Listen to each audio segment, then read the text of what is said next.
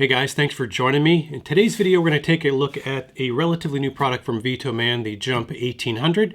I had previously done reviews on the 600X and the Jump 1000 about 6 months ago.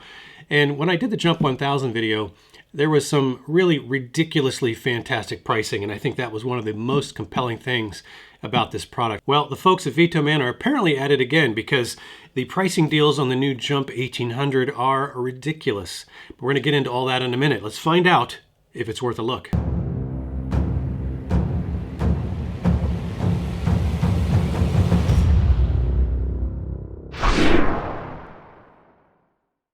So if you're interested in checking out the full reviews that I did on the 1000 and also on the 600, I'll put links to those in the video description below, and you can check those out if you want to. But for now, let's focus on the Jump 1800 and let's jump back in time and see what you get in the box. We have got an AC cable, looks like a couple of USB Type-C cables. One Type-C to Type-C, one Type-C to Type-A. And we've got our AC adapter, a little user guide, it's a little friendly tips card, and then a DC car charger to a DC 5521, a little 5.5 millimeter. Same as the AC charger. Very well packed.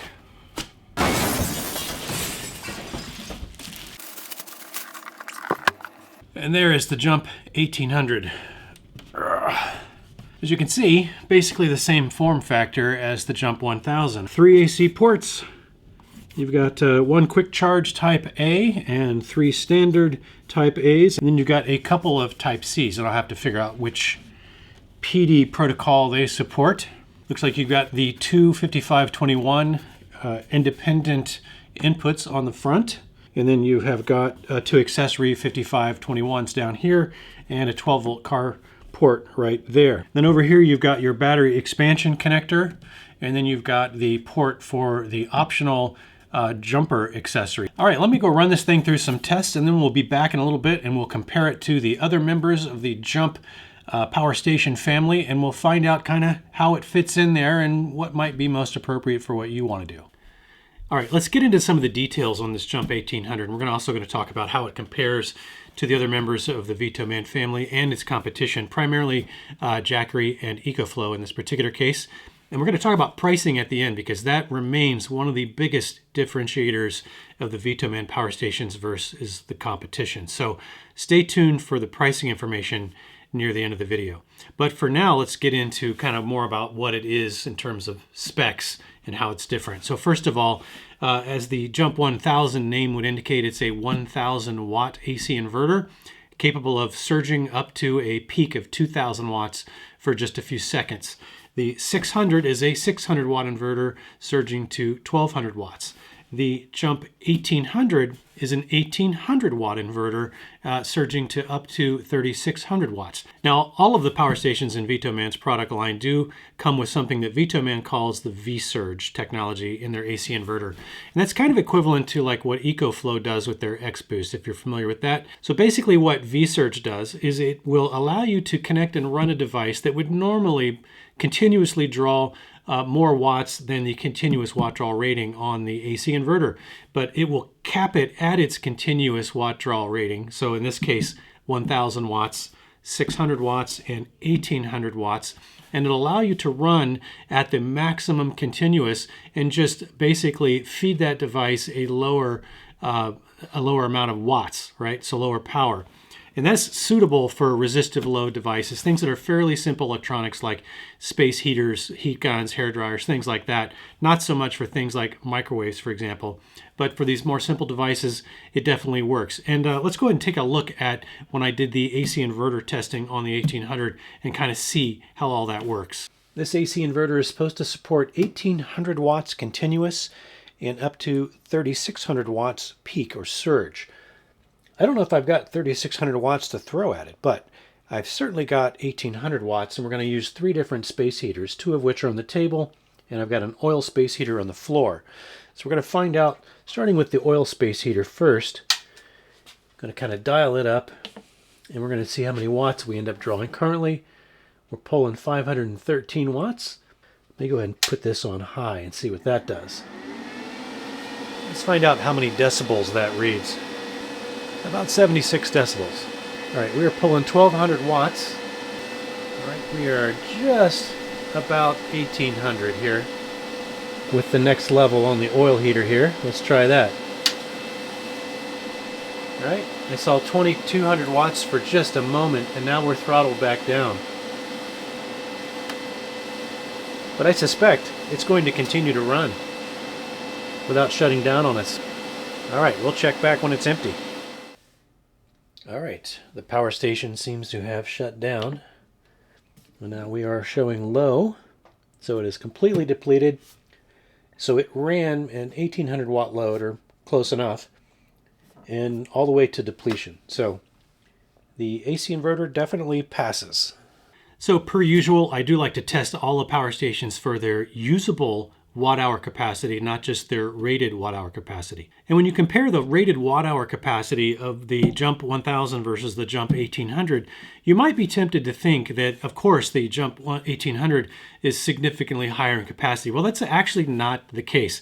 It is a little higher in capacity, maybe 100 watt-hours or so, but the difference between the 1000 and the 800 is really in the inverter capacity and the ability, the types of things that you can run, not so much the actual battery capacity itself. In other words, how long can you run those things? And in the case of the Jump 1000, it has a rated capacity of 1,408 watt hours, and it turns out that it has a usable capacity of 1,180 watt hours, which puts it at about 84% of its rated capacity is actually usable. So that's fairly average for the power stations that I have tested. I usually find it to rate somewhere between 80 and 85%. Once you get north of 85, I would consider that above average in terms of usable capacity, and below 80% is a little bit below average. Now, in terms of the Jump 1800, it has a rated capacity of 1,548 watt hours. And when I did testing on this one, I got a usable capacity of 1,283 watt hours. And that nets about an 82% usable capacity versus its rated capacity. Now, the Jump 600X is in a much different category. It's a much smaller capacity or much lower capacity battery. So it has a rated capacity of 299 watt hours. And when I ran the AC discharge test on this one, I got 270 watt hours of actual usable capacity. And that's a much lower capacity number than these two, but in terms of its percent of usable versus rated, it actually performs at about 90%, which puts this well above average, at least in this particular category.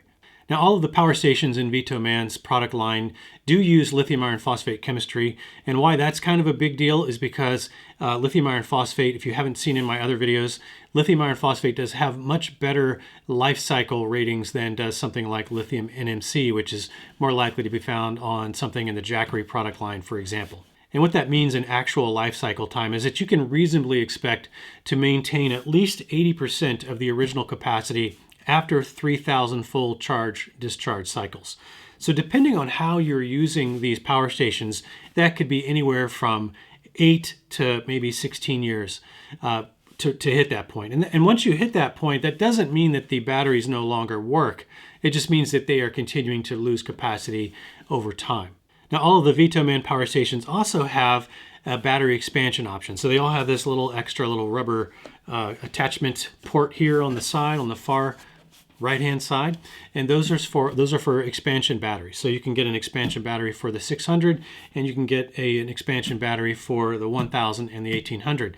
Now, the expansion battery that works with these two bigger guys is basically a 1500 watt hour battery. So combining it with either of the 1000 or the 1800 gives you almost 3 kilowatts or 3,000 watt hours. Or in the case of the 1800, it actually does give you 3,000 watt hours of capacity when you combine it with their expansion battery. Now, in the case of the Jump 600X, the expansion battery takes you from its kind of native capacity of 299 watt hours to over 900 watt hours, because the expansion battery, I think, is 640 watt hours, I want to say. So it's a much larger capacity. It's actually twice the capacity of the host unit by itself. Now, all of the units have pass-through charging, which means you can be charging them via solar or via AC while you are powering devices through either the DC or the AC ports. And one of the cool optional features that all of the VTOMAN power stations have is the ability to add a jump start cable. And so you do need a special circuit for that, and these power stations do have that. You can't do this with just any power station because most power stations in this portable power station market don't have the circuitry to provide the amount of amperage that is required to start a typical car. Now these do provide that, and the cable module that connects to these little ports up here on all these VTOMAN Jump power stations takes this little jump start cable option here. Looks like this, and I think this is about a $30 option, and I'll put a link to that in the description below. But it does not come with the power stations. Just be aware of that. Sometimes they run promos or they might throw it in, but typically you have to buy that separately, and I think it's just cool that it's an option at all. So let's talk about some of the limitations of these VTOMAN Jump series of power stations. So first of all, none of them have app support. I think app support is a nice to have, but it's definitely not a must-have feature. None of these units have wireless charging for your phones, and again, that's a nice to have, not necessarily a must-have. At least for me, your needs might be different, but they don't have wireless charging. And none of these units, as far as I'm aware, offer UPS capability, where you can just plug it into the wall and it'll give you pass-through charging, and then it'll switch over to AC inverter within milliseconds to keep a device from being interrupted while it's running. So these do not offer that UPS functionality. Now, the last area which I think is important to understand about these VTOMAN power stations, they don't charge particularly fast. You get about 200 watts of input on the 1000 and the 1800, and that goes for solar as well as the AC charger. And in the case of the 1800, with its capacity of over 1500 watt hours, that can take you a full 8 hours from wall power to charge that. And it would be difficult to charge this with a 200 watt solar input because you're very rarely going to be able to max that out, and you very rarely are going to get 8 hours of continuous ideal pristine sun conditions. So you can expect this thing to take a couple of days of charging on solar alone. Now, one of the most common questions I get about power stations is, what can I power with them? So let's run down a list of some common things. So recharging cameras, phones, drones, that kind of thing, you know, basic tablets and stuff like that. All of these can do that function, no problem. If you wanted to run something like an electric blanket or two, again, all of these can handle that. The inverters in these are capable of handling that load just fine. Now, another common thing that people want to run with these portable power stations is a 12-volt refrigerator. All of these can handle a 12-volt refrigerator, no problem. But with all of these power stations, a 12-volt refrigerator that kicks on at least once every 4 hours is not going to have a problem. I ran multi-day tests on all three of these, and I have not seen them shut down. Now, what about a small space heater? And by small, I mean kind of one of those that's about this big. They typically run about 200 watts continuous, and they usually peak when you first kick them on about 280 watts or something like that. Well, all of these can handle that. It's not a problem. If you're talking about a slightly larger space heater, something that's going to draw 1,000 watts, well, you're going to have a problem with the 600. It would run it probably, but it also might run it in a lower power state because of that V-surge technology. Now, what about a coffee maker? That's obviously another common use case. I would say very small coffee makers you might get away with on the Jump 600X, but definitely you can run them on the Jump 1000 and the Jump 1800, no problem. What about a full-size refrigerator? Now, because of the peak surge capability of the inverters in all three of these, you could actually power a full-size refrigerator with all three of these power stations, which is very cool. So then it really comes down to, how long can you power a refrigerator? Well, with the 600X, you can do it, but you're only going to get maybe 3 hours of runtime out of a conventional AC refrigerator, a full-size refrigerator. Now, on the 1000 and the 1800, you're basically looking at 13 and 14 hours respectively, more or less. Now, your mileage will vary depending on the ambient temperature and how efficient your refrigerator is. These are numbers that are for my 12-year-old Samsung full-size side-by-side refrigerator, but those are the numbers that I would get with my full-size refrigerator. Now, what about a medium-sized to large-size widescreen TV? You can actually run a large TV with all three of these power stations. The big difference, again, being how long can you run them. And you're going to get out of the 1000 and the 1800 somewhere in the neighborhood of 6 times more runtime than you will off of the 600. Now, what about a PC and say an internet router? Again, you can probably get by with all three. Definitely the 1000 and the 1800 will handle those loads. The 600 will probably handle those loads, but you may only get a couple of hours of runtime out of the smaller Jump 600 here if you are running a fairly high-end gaming PC that is pulling a lot of watts, especially through that video card. Now, what about power tools? Maybe hammer drills, circular saws, miter saws, those kinds of things. On the Jump 1800, you should be able to run pretty much most power tools of that nature. On the 1000, you can probably run some of those power tools, but again, if it draws more than 1000 watts continuous, then you're probably not going to be able to run it on the 1000. And on the 600X, things like power drills, regular power drills and things like that, no problem, but once you get into some of the more high current draw things like circular saws or large hammer drills, things like that, this is probably not going to be the guy you want to run those things on. And then lastly, let's talk about something like a full-size microwave. Those typically run between 12 and 1500 watts, sometimes up to 2000 watts. So in that case, the 1800 is going to be able to run pretty much any microwave with very few exceptions. The 1000 is going to be able to run smaller types of microwaves, kind of maybe little travel microwaves that are rated for 1000 watts continuous. You could probably get away with that on the Jump 100 or Jump 1000. But on the Jump 600X, probably not going to handle most microwaves or toasters or things like that. All right, let's talk about pricing, because that, as I mentioned, is one of the big deals here. So when we look at the 1800, it has a current list price of $1699, but as with the other units, or at least the 1000, the VTOMAN does provide on Amazon, and again, I'll put links to all this stuff below, just ridiculously good coupons that you can click. So there's nothing special you have to do. You just click the box in Amazon before you go to the checkout, and it applies the coupon. So the coupon on the 1800 right now is massive. And that brings this $16.99 price down to $10.99. And you can add an expansion battery to this, giving you, again, over 3,000 watt hours of capacity.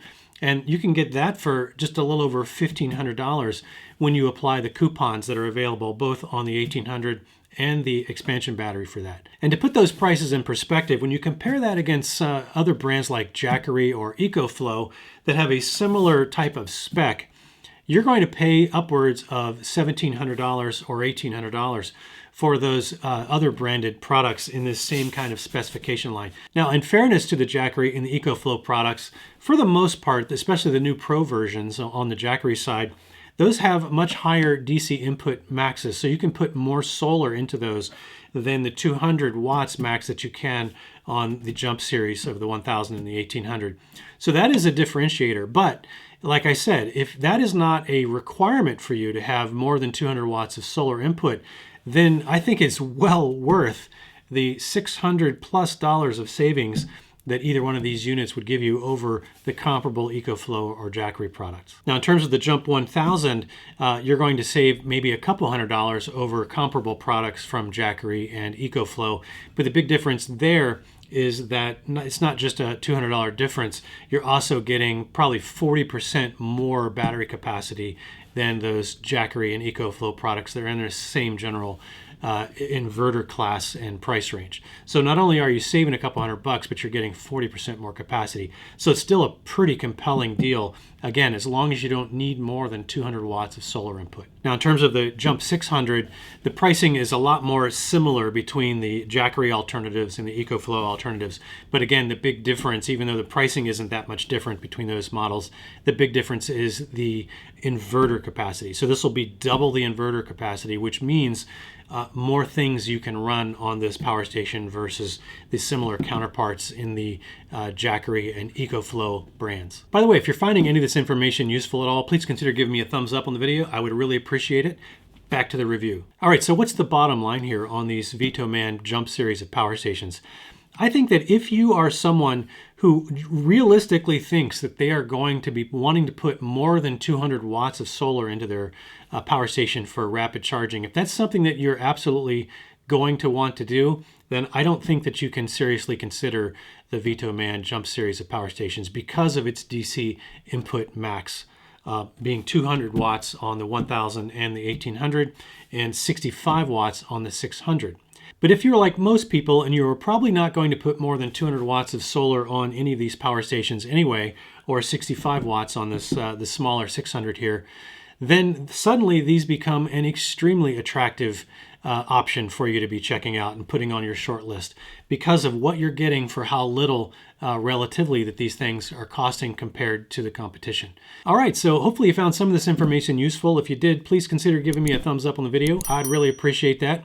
And if this is the kind of content you like, stuff along this lines, solar, power stations, batteries, outdoor stuff in general, some DIY things, that's the kind of content that I produce on this channel. And if that's your jam, feel free to subscribe while you're at it. Anyway, that's all I got for you. I do hope to see you in the next one. And until then, have fun out there.